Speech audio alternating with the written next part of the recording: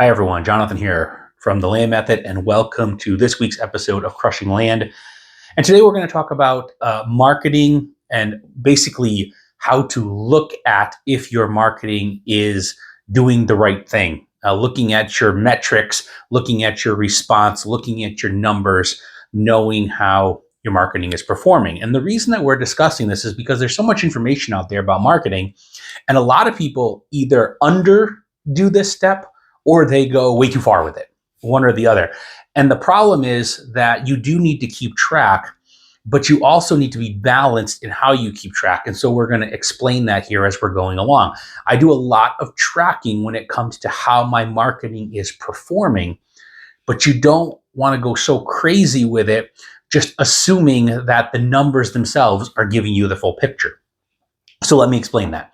So first off, one thing that's a big mistake that so many people do is they only look at their response rate. That's all they do. They could have the greatest response rate in the world. They could say this piece of marketing is pulling gangbusters and I'm getting a great response, direct mail, texting, whatever it may be. And texting is a perfect example of this because texting in general gets a better response rate than anything. But the problem is it's also the least qualified lead out of any marketing that you do.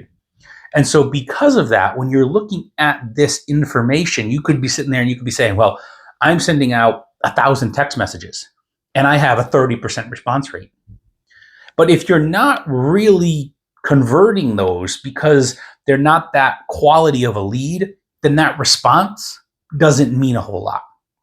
And that's an issue that a lot of people have because they're only focusing on their responses and what they're getting. And so even when it comes to texting, one of the terms that we use is true response rate. This was our true response rate. What is a true response rate? True response is somebody that it went through at least as far as getting to the point of examining their property. More than not, in a vast majority of cases, 99% plus, that actually means that they're getting an offer on their property. Some, it just doesn't fit, right? It doesn't fit, and so we don't make an offer, but that is very few and far between. And so that being the case, our true response rate is ones that we've gotten that far. Not people that are just responding and saying, what do you want? How can we help you? And all of those things, people saying that they're not interested, all of that, because that number is so much higher. And if you focus on that number, you're focusing on the wrong thing. Even focusing on the true response rate, well, it's way better. It's not the best thing. And we call it a true response rate because that is the real response. Those are the people that we care about. If we had mailed to people, direct mail, and we had, 3 out of 10 respond back, but basically all of them were saying, we don't want to sell. Yes, they're responding, but it doesn't mean anything. And so the same is true with our texting. And so looking at response rate really doesn't matter. And then you got to look at your conversion rate. That's something that we talk about as well. So what am I actually converting? How many of these are converting into a signed contract? Even with that, you've got to be careful. And this is where these different metrics come in that people get hung up on. They're like, well, I'm converting, 1 in 1,000 deals. And that's great. Don't get me wrong. But what's the deal?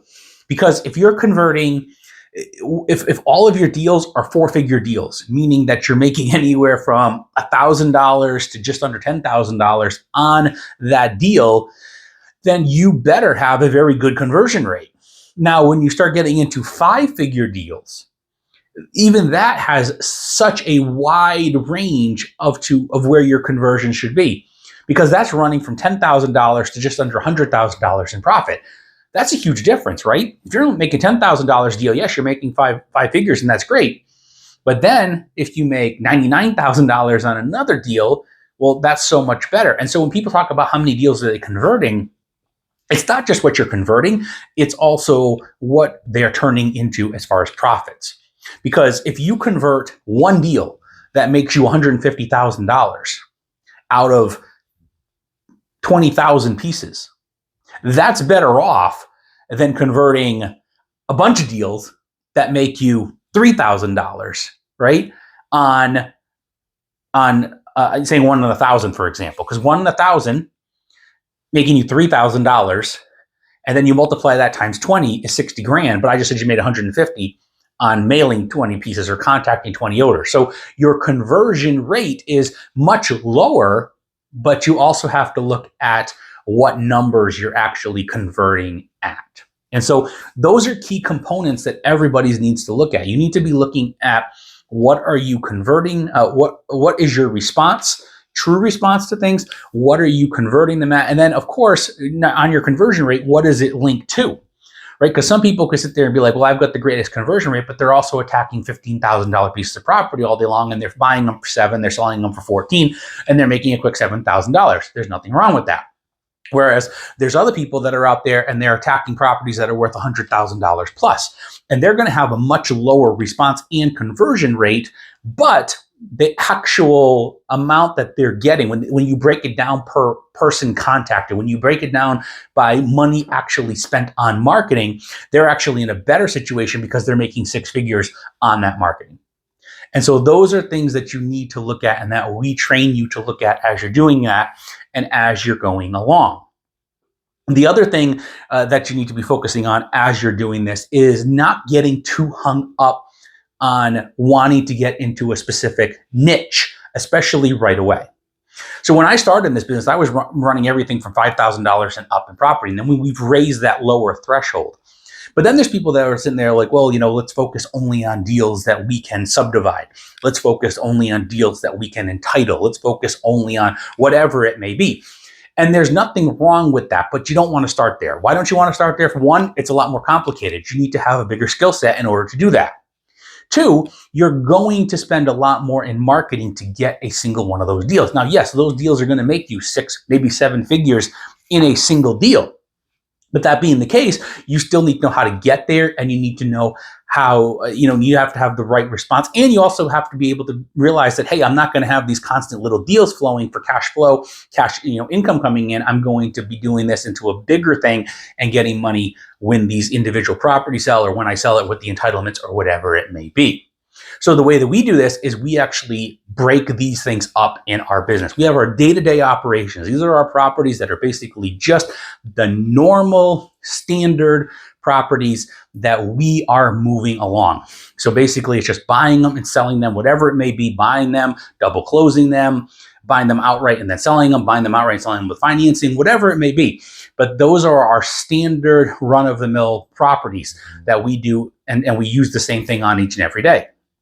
And then we have other properties that we do look at from the entitlement perspective, that we look at from the subdivision perspective, all of those things. And those get handled completely differently. It's different marketing, it's different follow-up, it's different spend right from the get-go with how much you can spend on the property. All of those things change with those. And so they can't be measured against each other. You need to measure them in a way that they are able to be looked at individually for what they actually are. And then inside of the things, you also have to be able to look and see like how far and what is pulling the best, what information is the best, what marketing does the best overall, and also be able to remove certain aspects to really dig in. So for example, we've done different tests where we look at, okay, well, we've done mail first, and then we follow up with a text, and then we wait a little while, and then they get another text, they may get a voicemail, they may, whatever it may be. Different things out there where we're following along these different aspects.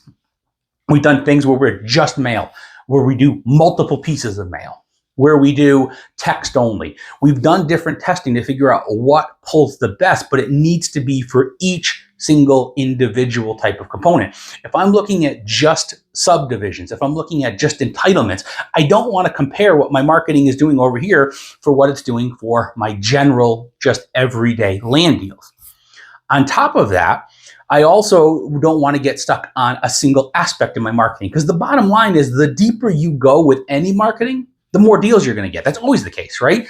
If you mail one letter and then you follow up with another one, you're going to get more deals from following up with the second letter, right? Overall, if you follow up with the third letter, you're going to get more deals. If you follow up with the fourth, there's a reason the house guys, they're going 7, 8 deep with this. And yes, there's more competition in houses. But if you're doing all of these different things, then the further you go, the more that you're going to get. That's true with mixing it up as well. I've done other videos on that, right? If you mix it up and you send a letter and then you send a text and then you follow up with a call and then you follow up with another text, whatever it may be, you're going to get better results as you go further down the line. But you don't want to just be looking at your results. You don't want to just be looking at your conversions. Why is that the case? Because you also have to make sure that it's making sense as far as the marketing goes.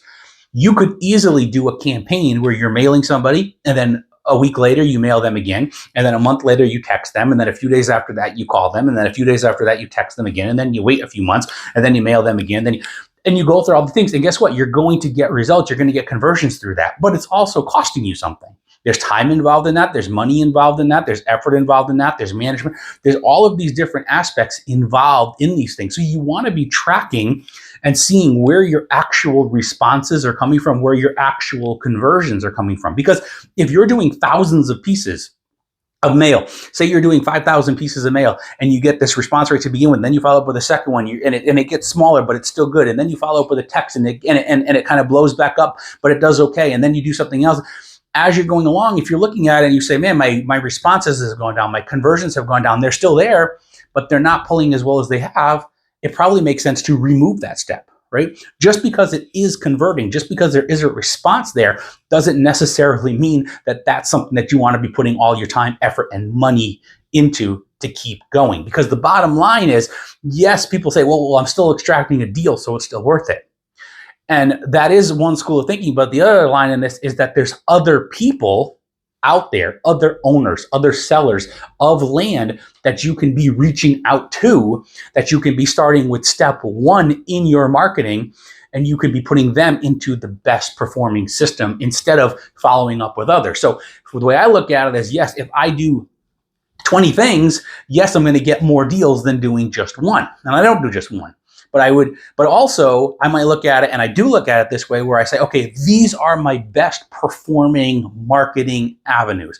And because these are my best performing marketing avenues, these are the ones that I'm going to focus on for everybody to make it work as best as possible, to have the least amount of effort on my end, to have the least amount of overhead, all those things. So I'm going to have these few different things and few different automations and systems in place that are going to get me the best results possible. And then instead of going super deep with 20 different things for this group of sellers, I'm going to go super wide, meaning that I'm going to get even more sellers, even more owners, and I'm going to go down with all of them. And what is that going to translate into? Well, like I said, if you go 20 deep on marketing and different things and different people, yes, you're going to pull extra deals.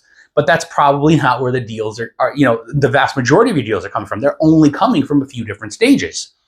So rather than focusing on all of the stages that aren't performing as well, we remove those stages.